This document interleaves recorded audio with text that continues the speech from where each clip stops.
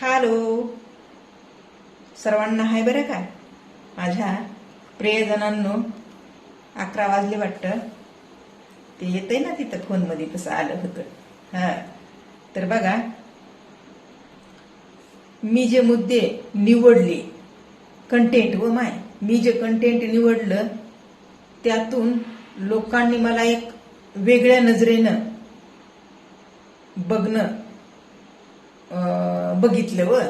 बघितलं. म्हणजे माझ्यातला वाईटपणा दिसतो त्यांना माझ्या बोलण्यावरून. त्यासाठी मला काय गरज पडली स्वतःला प्रूफ करीत बसायची. कारण की लोकांच्या म्हणण्यानं किंवा लोकांच्या समजण्यानं माणसामध्ये काही खरंच फरक पडतो का? मी कशी आहे ते मला जेवढं माहित आहे तेवढं दुसऱ्या कोणाला आहे का माहिती? एवढा विश्वास माझ्या स्वतःवर मला आहे ना. म्हणून तर मी असे कांड करीते. मला जेवढं लोक चुकीचं समजते ना तेवढं सोपं मरण जाणार आहे. जेवढं लोकांकडून सहानुभूती मिळते ना, लई चांगली लई चांगली लई चांगली, ताई ताई माई बाई, हे कौतुक जरी झालं तरी बी मरण लय भयानक येतंय. अनुभव हाय म्हणून मी बोलून दाखवायले. त्याच्यामुळं लोक मला वाईट कसे समजतील यावरच मी एक कंटेंट म्हणून तुमच्या पुढं असं वाईटचळ बोलत गेले. आणि माहित नाही माझ्यावर तर काय परिणाम झालेला दिसनाय. जर मी माझ्या नवऱ्याला सोडून त्या सोशल मीडियावर असल्यामुळं 4 चौघासंग लपडं केलं असतं तर मग खरं झालं असतं लोकायचं. कळलं का? बरं जाऊ द्या, आता मी का नाही मुद्द्याचं बोलणार आहे, मुद्द्याला स्टार्ट करणार आहे आणि त्यावरच मी असे कंटेंट घेऊन येणार आहे ना. तुम्हाला सगळी संपूर्ण जरी माहिती नाही दिली मी तरी बी जेवढी मी माहिती मिळवली तेवढी साहजिक आहे सोशल मीडियावर मी अगदी योग्य पद्धतीने मांडू शकते. काय म्हणजे बघा, सहज इंस्टाग्रामवर माझ्या पुढे एक रील आली आणि ती रील कोणती होती? कामाख्या देवी, तिच्या योनीबद्दल ती रील होती. कळलं का? योनीपिंड. तर मग आता देवी आहे खूप प्रसिद्ध, तिकडं आसामच्या साईटला आहे. आसामच्या मी तिच्याबद्दल माहिती घेतली. मी काही गेले नाही आले नाही, पण विचार माझा आहे एक ना एक दिवस मी तिथं जायला पाहिजे, नक्की जायला पाहिजे. कारण की जशी मला माहिती मिळाली कामाख्या देवी खूप पवित्र स्थान आहे तिथं. त्या माय माऊलीचं एक माहेर घर आहे. बरंच काही आहे बरं का तिथं. त्या म्हणजे बरंच काही मी ऐकलंय आणि ते तुमच्या पुढे थोडं मी मांडणार आहे. म्हणजे पहिली गोष्ट, कामाख्या देवी असं नाव का पडलं? दुसरी गोष्ट, तिथं अशा प्रथा की त्या संपत नाहीत. एवढ्या प्रथा अगदी आत्ताच्या काळात सुद्धा लागू आहेत. आणि सर्वात महत्वाचं, ती कामाख्या देवी जी आहे ना ती प्रसन्न होती म्हणजे अशा पद्धतीनं प्रसन्न होती की जे सत्य आहे ना त्याच्यासाठी, आणि जिथे फ्रॉड आहे ना तिथे ती स्वतः शिक्षा देते म्हण. हो माय, अंगाला काटा आला माझ्या ते ऐकून. काल्पनिक जरी असलं तरीही ऐकायला मला खूप छान वाटलं, बोलायला त्याहूनही छान वाटायलंय. कुठंतरी ह्या हृदयाला असं शांतता मिळाल्यासारखं व्हायलंय मला माझ्या स्वतःला. कारण की हे समाज, हे जग, ह्या जगातले, ह्या समाजातले लोक आहे त्याला सोडून देतात आणि नाही त्याच्या पाठी धावतात. हा, तर बाबा मी कधीच कुठलं पाप केलेलं नाही, तरीही लोकांचं मला ऐकून घ्यावं लागतं.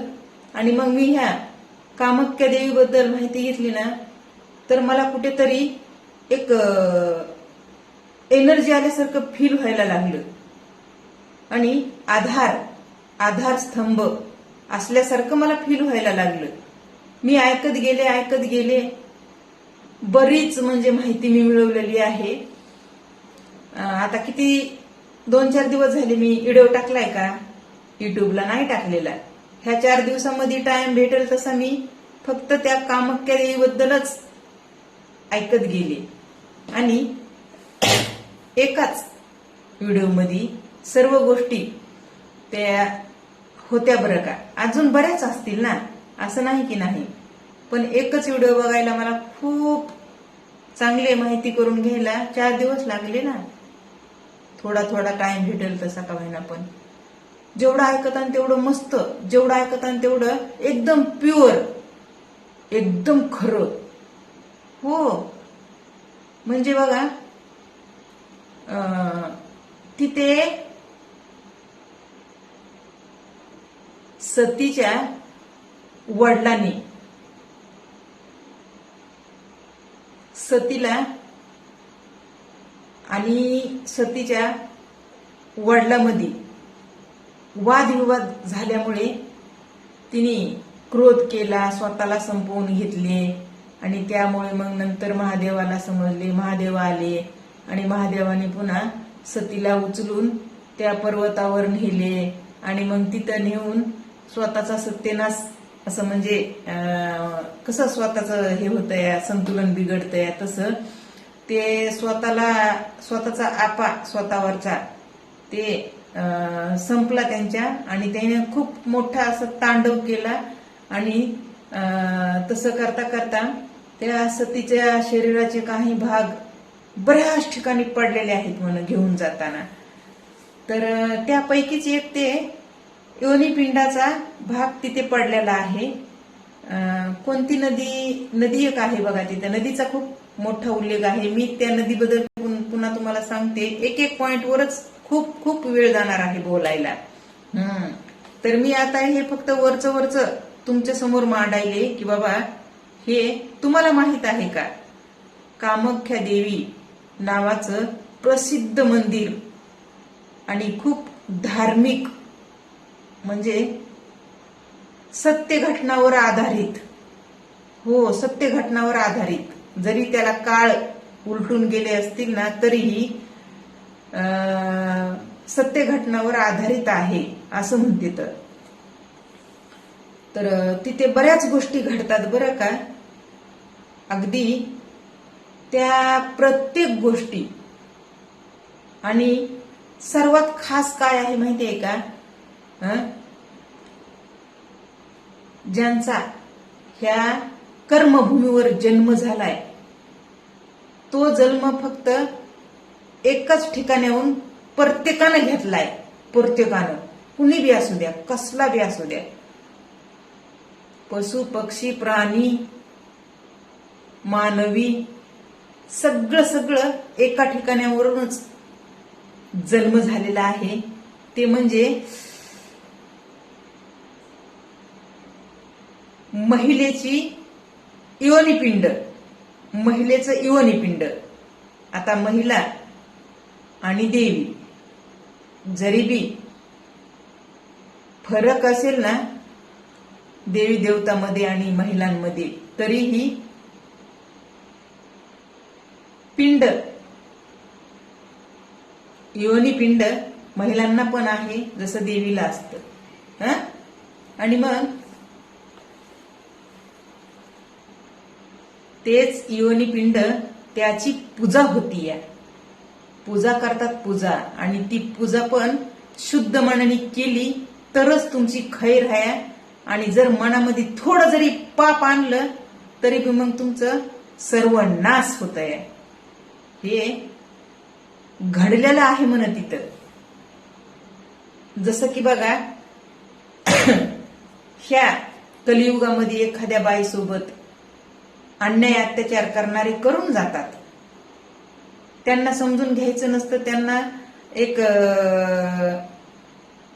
त्यांच्यासोबत जे घडतंय ते का घडतंय, कशामुळं घडतंय हे जाणूनच घ्यायचं नसतंय.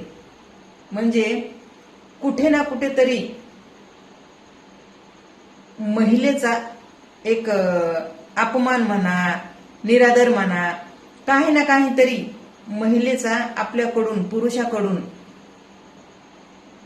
कुठे ना कुठेतरी तिरस्कार झालेला असेल, किंवा अजून काही एक चुका होतात ना बऱ्याच पुरुषांच्या महिलेबद्दल, ती वासना, त्यामुळे बरं का. तर ठीक आहे,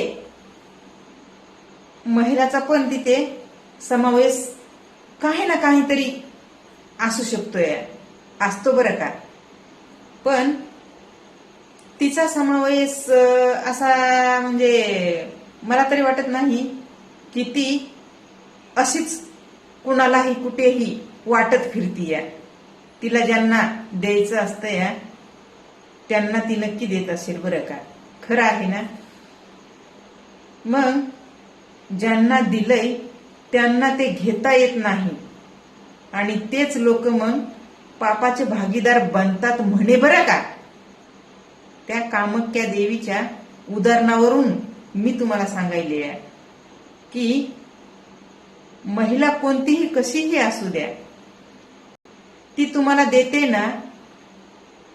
जर तुम्हाला ते घेता नाही आलं तर तिथे तुम्ही पापाचे भागीदार नक्कीच बनता म्हणे.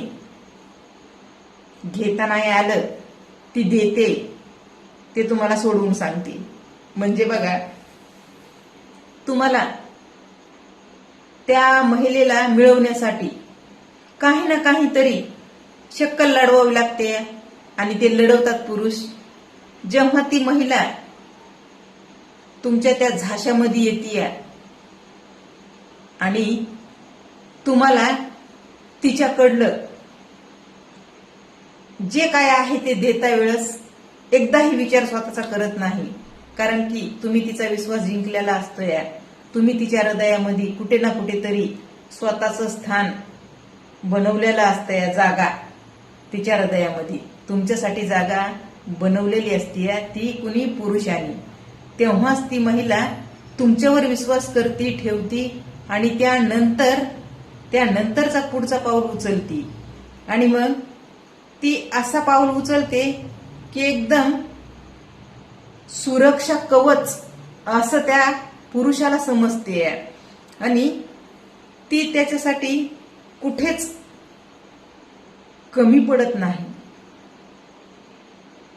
नेमकं त्याच टायमिंगला पुरुष त्याचं खरं रूप दाखवतोय. कुठे ना कुठेतरी असं घडतंय बघा. खरं रूप दाखवतोय पुरुष. असू शकतात त्याच्याही काही इच्छा, भावना, किंवा मग ते तशा प्रवृत्तीचाच असू शकतंय. लुटमाप, लुबाडणूक करायची, महिलेची फसवणूक करायची आणि पुढे निघून जायचं, असे पुरुष पण असतात ना. तर मग ज्या महिलेनं तुम्हाला हे देण्यासाठी, देताना एक वेळच विचार तिच्या स्वतःचा ती का करत नाही, तर ती तुम्हाला एकदम विश्वासाने आपलं म्हणती. तुमच्यापेक्षा तिला दुसरं कोणी आपलं वाटत नाही. आणि जेव्हा तुम्ही तिचा विश्वास जिंकलेला असते ना, त्याच्यानंतरच्या ह्या गोष्टी आहेत. पण त्याच्यानंतर तुम्हाला ते घेता येत नाही. घ्यायचं नसतंय, ओव्हर होतंय. जेवण पोटभर झालं की माणूस ताटामध्ये शिल्लक ठेवतय ना, विचार करतय का बाबा हे ताटामध्ये शिल्लक आहे ते आपण खाऊन घेतलं तर मग त्या अन्नाचं पाप लागणार नाही. नाही ते विचार करत. अन्न फेकून देऊ नाही, खाऊन माजावा फेकून माजू नये असं म्हणतात ना. तसंच महिलांच्या बाबतीत पण तसंच आहे. तळतळाट घेतात पुरुष. नेमकं त्या देवीचं असं असं रहस्य आहे ना, ते मी तुम्हाला या पुढच्या व्हिडिओमध्ये मुद्द्यामध्ये स्टार्टिंग पासून सुरुवातीपासून माहिती देणार आहे, थोडी थोडी करून एका एका पॉइंटवर. बरं का, असे पॉइंट बरेच आहेत तिथं. म्हणजे जे रहस्य आहे ना ते खूप बऱ्यापैकी आहे. बरंच काही तिथं घडून गेलेलं आहे. ऐकलं का? त्या कामाख्या देवीने तिच्या स्वतःच्या भक्ताचा वध केलेला आहे म्हणे. ते एका कारणावरून फक्त की तिला त्याच्यावर डाऊट आलेला होता की माझ्याच भक्ताने माझा विश्वासघात केला. ते म्हणजे कसा, एका राजाने तिला चोरून बघितले म्हणे देवीला, आणि ते तिला कळाले. तर मग जे भक्त आहे ना ते एक मूल म्हणून, आईचं लेकरू म्हणून त्या भक्ताने तिची सेवा करायची असते म्हणे. आता सध्याच्या काळामध्ये पण बरं का, तिथे ती माय आणि आपण मुलं याच भावनेने जायचं असतंय. दुसरी भावना मनात नाही घ्यायची. योनीची पूजा, हे काय चाललंय, हे अशा मनामध्ये विचार नाहीत आणायचे. नाहीतर खरंच भयानक होतं मन स्वतः संग. माहित नाही आता, पण बघा, बाई असू द्या, देवी असू द्या, हे पॉइंट माझ्यासाठी एक आधारस्तंभ आहे. कारण की मी जे मुद्दे घेऊन येत होते या अगोदर, त्यामध्ये कुठेतरी माझ्या स्वतःचाही एक प्रश्न आहे.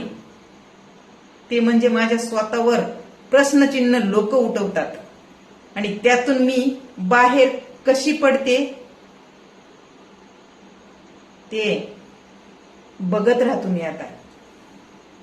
म्हणजे जे सत्य आहे तेच मी मांडत असते, बोलत असते, आणि मी सत्य आहे खरी. कळलं का? लांडीलाबाड मी कधी केलेली नाही कोणासोबतच. कुठल्याच भावना, कसल्याच भावना दुसऱ्याबद्दल मी कधीच मनात आणलेल्या नाहीत, वाईट ठेवलेल्या नाहीत. हो, वेळ संपला. मी आता मुद्दा एक कामाख्या देवीच्या त्या चारित्र्यावरच बोलणार आहे. सगळं काही इथून पुढे. चारित्र्यहीन म्हणताना दुनिया महिलेला. तर मग योनीची पूजा जे लोक करतात त्याच्याबद्दल माहिती मी घेतली, ती तुम्हालाही द्यायची मला. कळलं का? तुम्हाला चांगली वाटू नाही वाटू फरक पडत नाही मला. कळलं? मला जे करायचंय तेच मी करत आलेली आहे. इथून महाग बी, इथून पुढे बी करणार. महत्व मिळू की नाही मिळू काय फरक पडत नाही. काय पोट त्याच्यावरच भरीत नाहीत आम्ही. कबाड कष्ट करता, राब राब राबतो माझा नवरा. म्हातारा दिसतो काम करून करून. लोक त्याला पुन्हा नाव ठेवतात, तुझा नवरा.